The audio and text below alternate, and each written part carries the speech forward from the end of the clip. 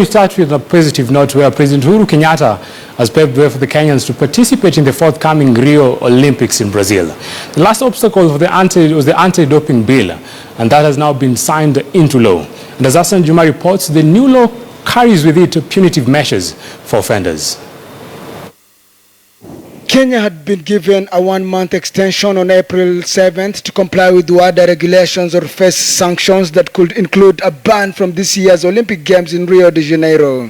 The president says it's now up to the World Anti-Doping Body to give the new law a go-ahead. Even as our national leadership takes these necessary steps to compliance, I also want to urge you, our athletes and sportsmen and women, to hold themselves in the highest possible code of conduct.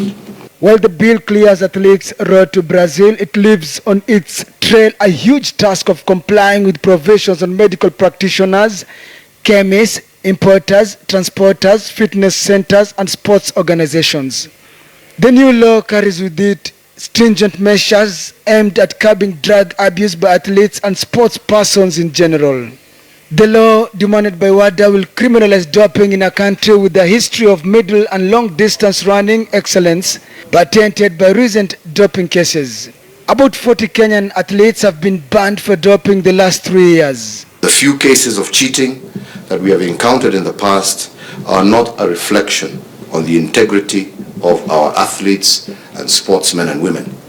The ripple effect, however, will hit hard businesses dealing in medicines and will compel them to comply with its provisions. Cherengani MP Wesley Korir, a renowned marathoner who just returned from the Boston Marathon where he finished outside the podium bracket, will petition WADA to ensure that all countries are governed by the anti-doping regulation. We want to petition WADA to give each country their powers to formulate their own laws. Kenya had missed an April 5th deadline that was pushed to May by the World Anti-Doping Agency, WADA. Hassan Jumaa, KTN Sports.